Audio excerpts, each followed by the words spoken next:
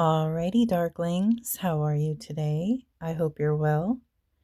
We are going to be discussing, as promised in the community tab, Trickster Spirits, how I have experienced them, maybe some little tips and tricks on working with them or trying to discern for ourselves, is this a trickster or is this the actual spirit that I'm trying to communicate with? Or even about the various types of trickster spirits and what's the pros of working with them, what are the cons, and what are a few things that could go wrong. Because a trickster spirit is kind of a broad term. There are many different classes of them, or types, if you will, and some of them aren't so great to have around, while others can actually really benefit you, like when you are talking about certain deities, even like Loki, many demons. So, the nature of the trickster archetype carries many traits, some good and bad, and even so, they're usually a friend in disguise of an enemy if you choose to look at it in that way. That's actually how I look at demons, daemons, these types of entities that are common to work with on the left hand path. And that is because it ultimately leads to your liberation. So even if it is harsh, this energy teaches the practitioner many things. So during some of my path workings with demons, I commonly came across a few of these spirits we will call tricksters. Many warn against the danger of these entities, and though valid arguments are made, I think they play an important role in a left-hand path, which is learning and their abilities to progress further in the left-hand path. They teach us many lessons, blessings, and curses. Some are even sent as tests of discernment from a demon you may be attempting to work with or contact. Baal, for example, before I actually came face to face with this powerful being, sent a trial of 3 trickster spirits first that I had to go through. And this is probably one of my biggest learning experiences about these entities, because I don't really believe that I grasped this at first, but I learned very quickly. I can only assume that it was a test of my wit, cunning, and skill of endurance over fear, and to see where I was as far as a practitioner. Was I ready to work with this energy, or did I need more work? Because perhaps if you fall into some of these traps during these trials, is what I like to call them, for explanation purposes, then perhaps you're not ready for the big guy yet. It was like, was I able to determine the illusion through the truth? Was I a fool? Would I bend or break? Would I hold my will or demand my power, etc.? So I assume that it would go without saying that a witch who walks this path, or a witch in general, should always have protection while dealing with very powerful energies or entities, really, no matter who that might be. Keep in mind this fact as I share my experiences with you guys, because in the past I have assumed people knew this and have overestimated their common sense while sharing experiences, and they would leave me some pretty crazy comments. You know you're supposed to, and yeah, I do, and I did. So people just love to assume, and often assume the path workings or evocations came easy. And that was partly my fault, because I don't share my entire processes on my channel or publicly.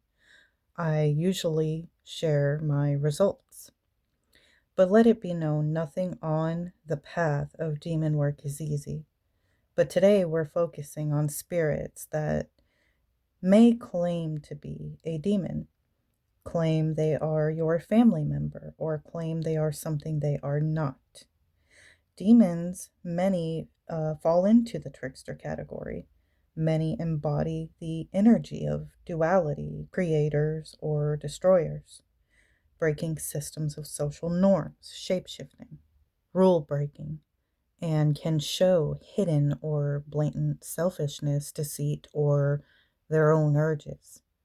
But I stand on my observation after my work that demons play the role of the unconscious merging with the conscious. They bring it to light. They are the light bringers from that darkness. They will do what's necessary to shake up rigid thinking and force you to confront your hypocrisy. They humble you greatly. It will appear as if chaos is falling upon your life, and the witch will do one of three things from my own observations and analysis. So, one, they'll become egotistical, absorbing the high of the power and becoming so righteous in this energy that they do not see these powerful energies are playing with them and laugh at the show they put on. They wield power, sure, there's nothing wrong with that, or shining in your power in your work, or being confident in that. But it can go to one's head and it leaves no room for growth. You cannot teach someone that knows it all, and I am certain a demon is far more intelligent than a human. Two, they crumble, losing themselves in victimhood and madness and lack of accountability. This will cause the witch to fall with the chaos. They do not understand that behind the intense hardships being thrown at them, they are driving the vehicle through this terrible traffic. And without taking the wheel of their life, which the spirits are avidly and mercilessly showing them where change is needed, then they crash, pull over, and remain there, sitting in sorrow. Or three, the witch falls while navigating the chaos. Mistakes are made that will be learned from as you pay that price. It makes them wiser, stronger. They see opportunity to direct their will and drive, bobbing and weaving through the traffic. They crash many times, but they don't stop. They make it to the end, and it isn't easy, and they don't come out unscathed at a soul level. And though bruised, this witch understands the power she is allied with, and comes out humbled, but more powerful in her own right, or in his own knowledge each time. They take what they have learned and utilize it on their path. During my path, after doing a few path workings, I had lost everything, and I questioned, was this the path for me? Because it was rough. It was very, very rough. I became nothing and I had nothing after feeling like I had everything, but I did ask for this. And then I ended up climbing from the ashes and now have everything I wanted or prayed for 4 years ago. Sure, life still happens, but I wouldn't trade the hard, accelerated shadow and life-changing work for anything. It made me better. I have my mistakes and I have my success and power to thank for it. And even the trickster spirits to a certain degree. I am of mind that everything has a purpose, from a maggot to a twig to a cloud in the sky. But I do agree we should be mindful of these spirits. Let's look at the pros and cons of tricksters. So the pros: they challenge illusions, force transformation, and break stagnant belief systems. They're usually extremely chaotic and use deception to teach you self-mastery. They shatter dogma, expose ego attachments, and push you to your true will. Cons: they may feed on your energy or manipulate your energy. They are destructive, and if approached wrongly, they will tear life apart for somebody. They punish arrogance and analyze the heart and intent of the practitioner.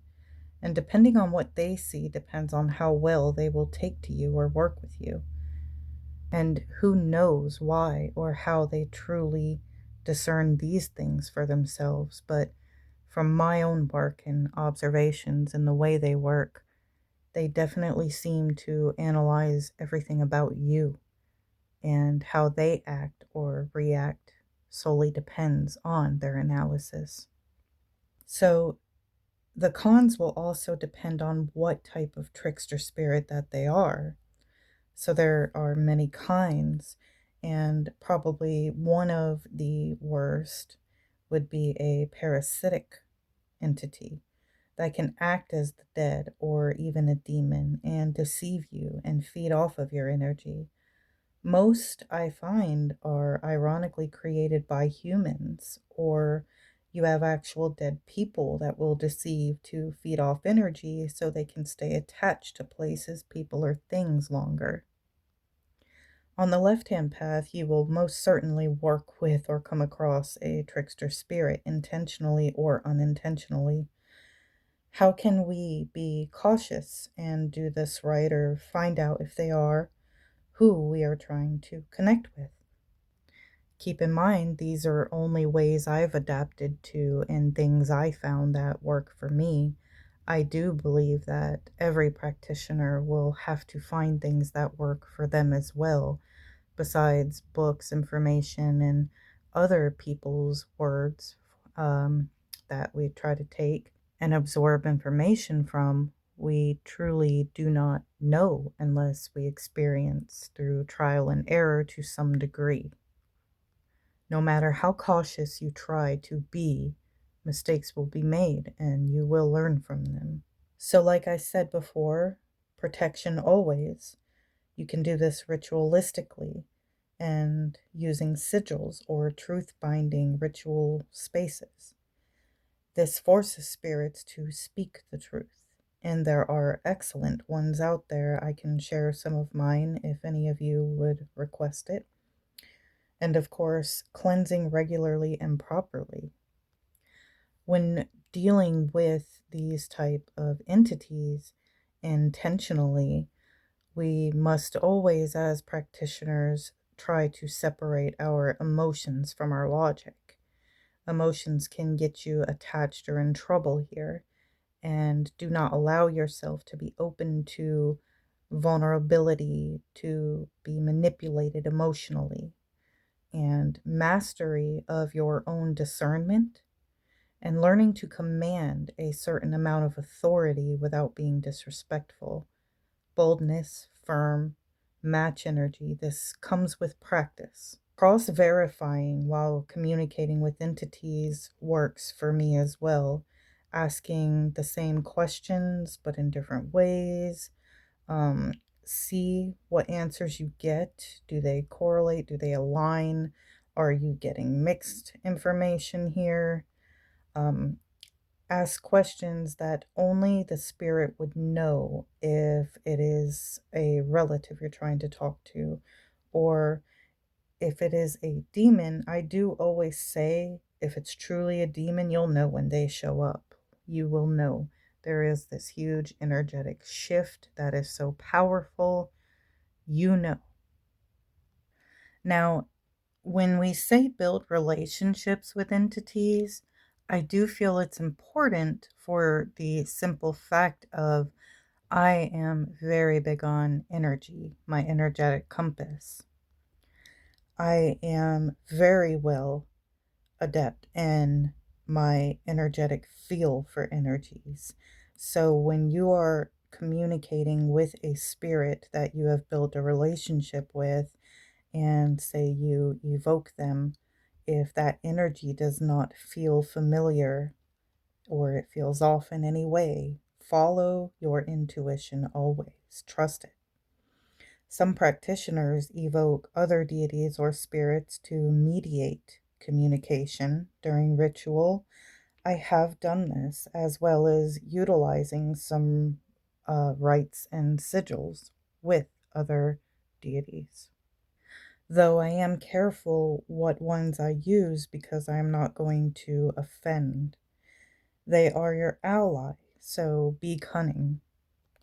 A lot of the demons that I have worked with like that cunningness, that wit, almost like a challenge of chess in a way between practitioner and spirit.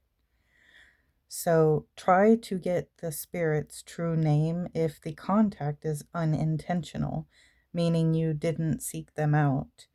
And you can also use your psychic insight. And this is an ability you will learn and adapt to the more you work with this type of energy. And most importantly, don't let your ego lie to you about your power. Tricksters can be an unwanted and horrible entity to deal with and have around if you're ill prepared for it or not expecting it.